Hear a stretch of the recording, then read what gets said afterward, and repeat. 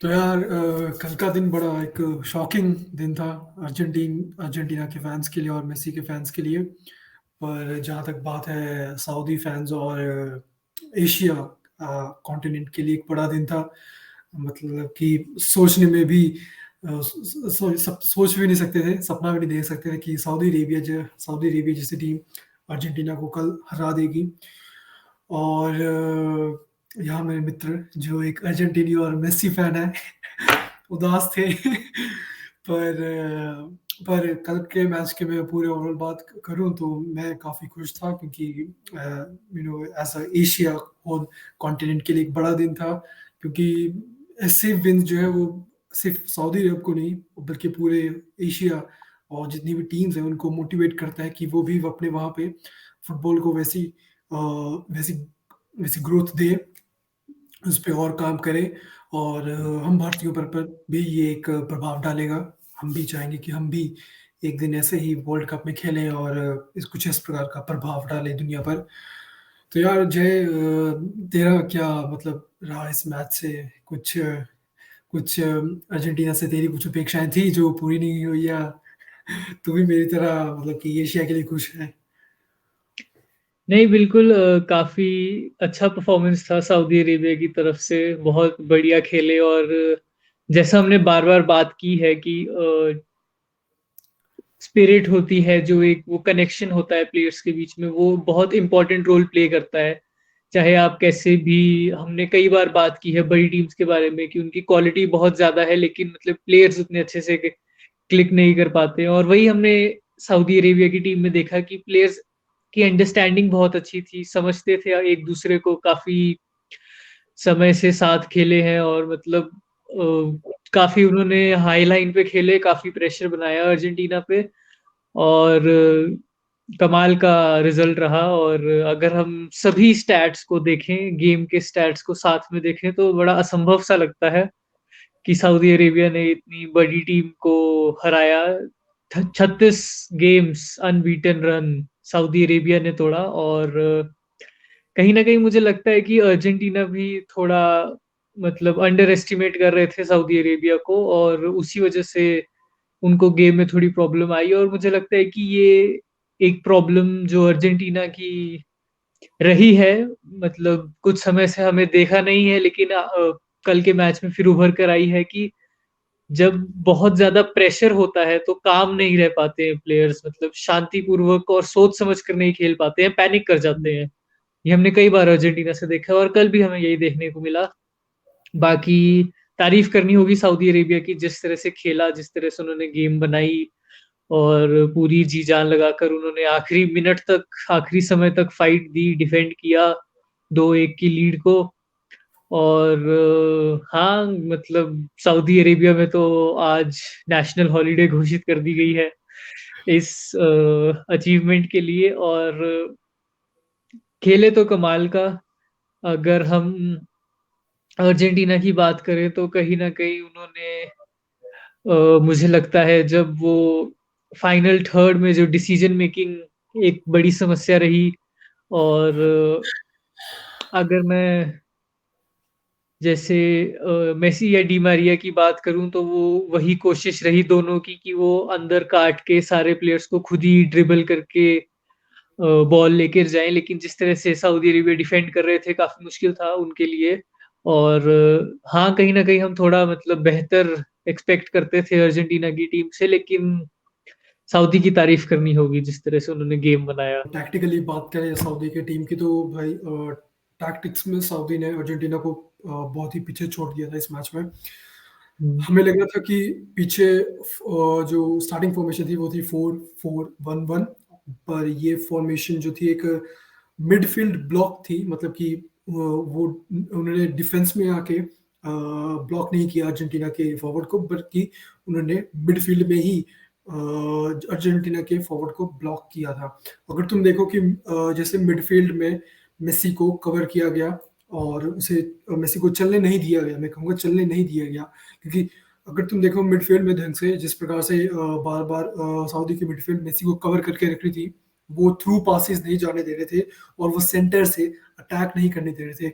Argentina Argentina के forwards को, वहां से तुम्हें सामने पता चलेगा कि किस प्रकार से सऊदी ने वहां पे उनको मिड ब्लॉक में ब्लॉक किया अर्जेंटीना के फॉरवर्ड्स को, और उन्हें मजबूर किया कि वो विंग से अटैक्स करें, विंग से, और मतलब कि अटैक करें विंग से, थ्रू पासेस निकालने की कोशिश करें, और मतलब बॉक्स के अंदर बॉल डालने की कोशिश करें।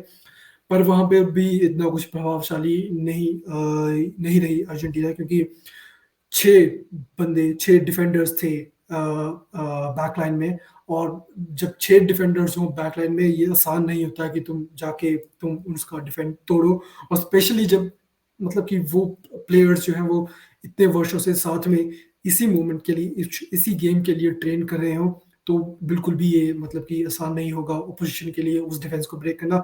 और साथ में एक और बात अगर तुम ध्यान दो कि जो ऑफ साइड ट्रैप था वो भी एक इजी नहीं था सेटअप करना, बिल्कुल भी इजी नहीं था सेटअप करना, स्पेशली विद अगर जहाँ पे पीछे छह प्लेयर जो हो बैक लाइन में, तो ये बिल्कुल भी आसान नहीं होता है कि तुम वो डिफेंसिव लाइन मेंटेन करके रखो, वो offensive, I mean like of side trap maintain करके रखो।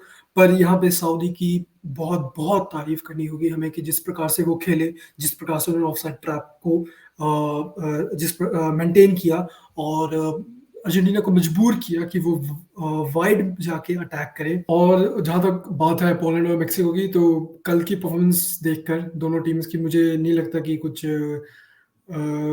वैसी मतलब उनकी खास प्रदर्शन रहा उनकी ओर से। दोनों टीम्स मुझे कुछ रस्टी सी लगी, वैसी कुछ परफॉर्मेंस नहीं थी। और यहाँ से मैं कहूँगा कि सऊदी अरेबिया के पास बहुत अच्छा अवसर है यहाँ से आगे जाने का, क्योंकि दोनों टीम्स, अर्जेंटीना को तो वो पहले ही हरा चुके हैं, और यहाँ से दोनों टीम्स में से एक को भी हराते हैं तो उनके पास बेहद अच्छा एक अवसर होगा आगे राउंड ऑफ 16 के लिए जाने का, और कुछ बड़ी टीम्स को उदास करने का अवसर है। पर जय, तुझे क्या लगता है कि मतलब यहाँ से कौन सी टीम को वो हरा पाएंगे, मेक्सिको और पोलैंड में से कौन सी ऐसी टीम लगती है जिसके खिलाफ सऊदी मतलब ऐसी ही स्ट्रैटेजी अपनाएगी, और उनको भी अर्जेंटीना की तरह वो ट्रैप कर सकते हैं? जिस डेडिकेशन के साथ और जिस पैशन के साथ खेल रही है सऊदी अरेबिया, और अभी अर्जेंटीना को हरा के जिस कॉन्फिडेंस के साथ वो आगे जाएगी, तो दोनों ही टीमों में काफी समस्या खड़ी कर सकती है। पोलैंड की अगर हम बात करें, तो वैसे कल की मैच की अगर हम बात करें, तो दोनों ही टीम्स ने काफी अंडर परफॉर्म किया, इससे काफी बेहतर कर सकती हैं दोनों टीम्स, लेकिन वैसा प्रदर्शन देखने को मिला नहीं हमें। और अगर मैं मेक्सिको की बात करूं, तो आखिरी मैच ग्रुप का मेक्सिको का है सऊदी अरेबिया के साथ, और मेक्सिको की स्ट्रेटजी काफी काउंटर अटैक वाली है, और जैसे हमने देखा जो हाई लाइन पे खेल रही है Saudi Arabia, of side traps बना रही है, तो वो एक समस्या खड़ी करेंगे उनके लिए, मेक्सिको को अपना जो है वो विजन मतलब अप्लाई नहीं करने देंगे वो, मतलब मुश्किल आएगी मेक्सिको को, क्योंकि काउंटर अटैक उनके लिए करना मुश्किल हो जाएगा सऊदी अरेबिया के डिफेंस के सामने। और जैसा मतलब जिस तरह से वो जिस पैशन के साथ जिस डेडिकेशन के साथ सऊदी अरेबिया खेल रही है, तो पोलैंड को भी काफी ज्यादा समस्या देगी। तो दोनों ही टीमों को मैं कहूंगा कि समस्या दे सकती है सऊदी अरेबिया, और अगर कामयाब होती है ऐसा परफॉर्मेंस दोबारा पुट करने में, तो मुझे लगता है कि ग्रुप से क्वालिफाई करेगी सऊदी अरेबिया। तो यार कल तो नहीं, पर आज की भी बात है, फ्रांस का भी मैच था जो फ्रांस 4-1 से जीत गई ऑस्ट्रेलिया से। ठीक थी, अच्छा प्रदर्शन था फ्रांस की ओर से, स्पेशली जी रूट जो ऑल हेनरी के साथ ऑल टाइम टॉप स्कोरर है फ्रांस नेशनल टीम के लिए। तो एक और इंजरी भी मिली कल फ्रांस को, जो लुकास हर्नांडेस था, वो इंजर्ड है। ये कुछ मतलब मुझे सिग्नल्स लग रहे हैं उस कर्स के, चैंपियंस कर्स के। क्या लगता है जय, यहाँ से मतलब और इंजरीज आएंगी फ्रांस को, या हैंडल कर पाएंगे यहाँ से? अगर मैं मैच की बात करूं, तो शुरुआती समय में ऑस्ट्रेलिया ने लीड ले ली थी, और लग रहा था कि चैंपियंस कर्स मतलब असर दिखा रहा है, लेकिन अच्छा कमबैक किया फ्रांस ने, और मतलब यही उम्मीद करते हैं इतनी बेहतर टीम से, क्वालिटी दिखाई अपनी। और मुझे लगता है कि चैंपियंस कर्स तोड़ने में सक्षम है फ्रांस, कम से कम ग्रुप स्टेज से तो बाहर निकलना चाहिए उन्हें। हम्म, हम्म। और जहाँ तक बात है प्लेयर्स इंजरी की, तो मुझे लगता है कहीं न कहीं थोड़ा बहुत इफ़ेक्ट शायद उनका देखने को मिलेगा प्लेयर्स इंजरी में। फ्रंट हुँ। लाइन, फॉरवर्ड लाइन पे इतना ना पड़े क्योंकि काफ़ी ऑप्शंस अवेलेबल हैं। बेंज़ेमा इंजर्ड है, पर तुम्हारे पास अगर एम्बाप्पे और जिरू जैसे स्ट्राइकर्स हो तो इतनी समस्या ना हो। और जहाँ तक बात है बैकलाइन में जो लूकास हर्नांडेज़ है, जो दोनों सेंटर बैक और फुल बैक खेल सकता था। तो अब लेफ्ट लेफ्ट फुल बैक पे तो अब एक ही ऑप्शन अवेलेबल है, वो थियो हर्नांडेज़ है। तो वहाँ पे अगर थियो को भी कहीं न ऐसा ना हो कि मतलब इंजरी आ जाए तो वो कुछ समस्या हो सकती है फ्रांस के लिए। और पर जहाँ तक बात है डिफेंस में सेंटर बैक्स की बात करें तो वहाँ पे कोई समस्या नहीं होगी फ्रांस को, क्योंकि उपमेकानो, कोनाटे अभी भी अवेलेबल हैं और वरेन और सालिबा भी हैं। और पिछले कल ट्यूनीशिया और डेनमार्क का भी मैच था, जो एक 0-0 ड्रॉ के रूप में खत्म हुआ।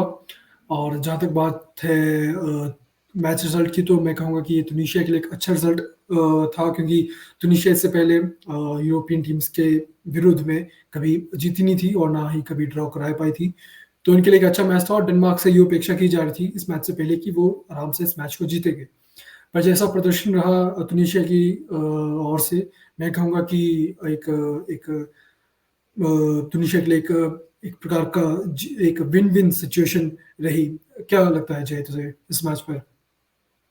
काफ़ी अच्छा मैच था मैं कहूँगा, दोनों ही टीम्स खुलकर खेली, काफ़ी मतलब उन्होंने एग्रेसिव खेली, अपना मतलब सब कुछ लगाया इस मैच के ऊपर और ड्रॉ मुझे लगता है दोनों ही टीम्स कहीं न कहीं डिज़र्व करती थी। हुँ, क्योंकि हुँ। ट्यूनीशिया की भी अगर हम बात करें तो उनके पास अच्छे चांसेस थे और अगर वो भी कन्वर्ट करते तो एक बड़ा अपसेट हो सकता था डेनमार्क के लिए, लेकिन डेनमार्क ने डिफेंड किया।